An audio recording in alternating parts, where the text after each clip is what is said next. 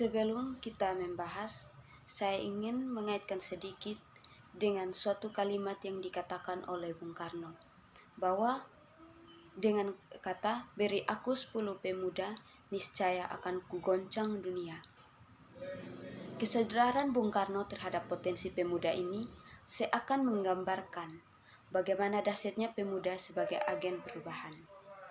Bagaimana tidak, Sumpah Pemuda adalah salah satu bukti nyata dari the power of pemuda yang dapat kita percaya bahwa pemuda mampu dan mempunyai kekuatan untuk memulai suatu perubahan.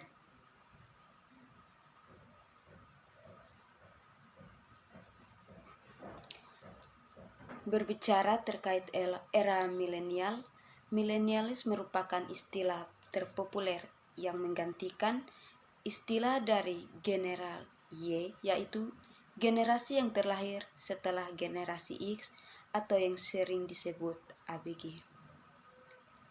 Menariknya, generasi yang satu ini selalu dianggap spesial dan berbeda dari generasi yang lain atau sebelumnya.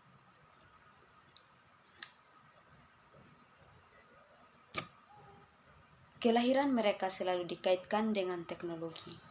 Mereka lahir di saat kecanggihan teknologi diperkenalkan dan ini merupakan generasi yang menjadi perbincangan yang hangat di kalangan masyarakat mulai dari segi pendidikan, moral, budaya, dan cara mereka bersosialisasi di kalangan masyarakat.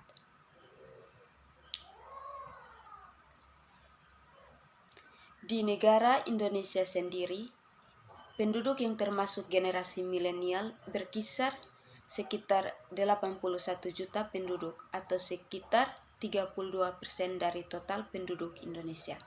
Namun, bukankah jumlah kaum milenialnya yang perlu kita bahas saat ini? Akan tetapi, apakah mereka mampu membawa perubahan untuk Indonesia? Apakah mereka siap membawa dan membangun serta meneruskan untuk memimpin bangsa dan negara kita yang dicintai? Dan apakah mereka mampu menyatukan keberagaman yang ada di negeri ini dengan sikap toleransi yang semakin hari semakin hilang di tengah masyarakat kita? Inilah yang merupakan tantangan terberat bagi generasi milenial Indonesia saat ini.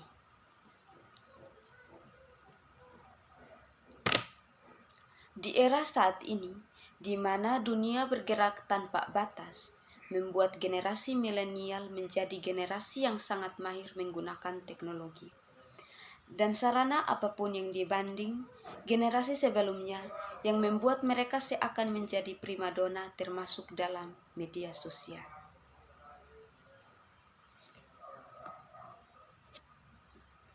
Perkembangan kehidupan membuat pemuda menjadi tidak akrab terhadap lingkungan yang mana melalui teknologi manusia zaman sekarang tidak lagi membutuhkan bantuan orang lain. Sikap individualisme menjadi sangat tinggi di kalangan masyarakat saat ini. Anggapan mampu hidup sendiri atau hanya bergabung dengan kaum sendiri membuat jiwa atau sikap toleransi masyarakat menjadi sangat rendah. Di tengah gejolak konflik yang terjadi saat ini, inilah yang menjadi tugas penting bagi kaum milenial Indonesia, yaitu bagaimana menumbuh kembangkan jiwa nasionalisme di kalangan masyarakat agar sikap toleransi antar masyarakat kembali tumbuh.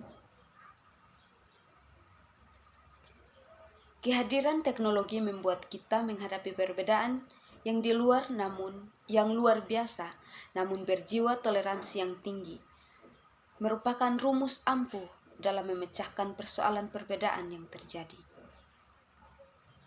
Menurut saya, toleransi bukan hanya tentang mengetahui perbedaan, namun suatu sikap saling menghormati dan menghargai antar kelompok atau individu dalam masyarakat atau lingkungan lainnya. Ini menjadi pembelajaran yang sangat mendalam bagi kita, teman-teman, dalam menghargai perbedaan ras atau kultur yang berbeda, yang mana saat ini kerap saling berbenturan atau dengan yang lain. Hal ini dikarenakan saling mengedepankan identitas masing-masing, atau dengan ibaratnya minyak dan air di dalam suatu wadah seakan bersama namun tidak saling melebur menjadi satu.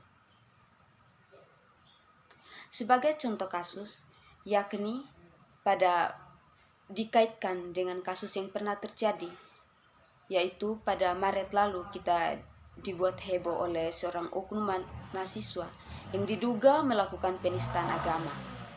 Jelas ini merupakan suatu kasus karena rendahnya sikap toleransi pada jiwa muda saat ini.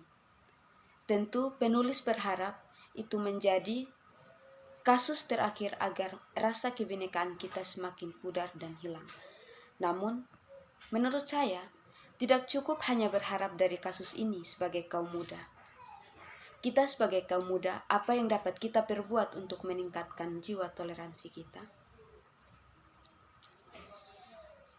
Saya sedikit mengaitkan dengan kalimat Gunawan Muhammad, wartawan senior dan pendiri majalah Tempo, bahwa menjadi Indonesia adalah manusia yang bersikap untuk memperbaiki keadaan, tetapi bersiap pula untuk melihat bahwa perbaikan itu tidak pernah sempurna dan ikhtiar itu tidak akan pernah selesai. Dalam zaman sekarang, hal beragama sikap toleransi di masyarakat, kita yakini bahwa negara Indonesia sebagai negara yang dinilai demokratis sudah sepantasnya menjadi negara yang tingkat dukungan terhadap kebebasan dalam beragama adalah tinggi. Akan tetapi, yang terjadi adalah sebaliknya. Sikap toleran terlihat di kalangan masyarakat kita. Ini dibuktikan dengan banyaknya kasus yang terjadi banyak di antara masyarakat kita.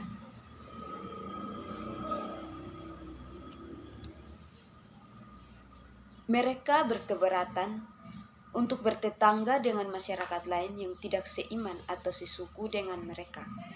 Dan banyak masyarakat yang tidak suka jika dibangun rumah ibadat di lingkungan mereka. Ini merupakan sikap yang perlu disingkirkan dari kalangan masyarakat kita. Dan ingin saya tambahkan lagi, toleransi bukan kewajiban satu kelompok akan tetapi semua orang. Toleransi bukan kewajiban satu agama, tetapi semua umat beragama. Ini menjadi suatu tantangan bagi kaum milenial Indonesia saat ini. Sebagai kaum milenial yang sekarang berada dalam fase aktif, kreatif, kritis soal perkembangan sosial media, sepantasnya pemuda menjadi inovator dan promotor bangsa ini. Pemuda seharusnya mampu menjadi tampuk perubahan sosial dan pemuda seharusnya jadi penetrasi konflik di antara keberagaman konflik yang terjadi antara umat beragama di negara kita ini. Nah, di era milenial yang tren saat ini, dengan kecanggihan teknologi seharusnya mampu mengubah tantangan dan peran mereka. Jika dulu, pemuda berperan sebagai pelopor kemerdekaan, pemuda era milenial harus berevolusi menjadi agen perubahan dalam menghadapi tantangan toleransi yang mana di kalangan masyarakat kita sangat rendah.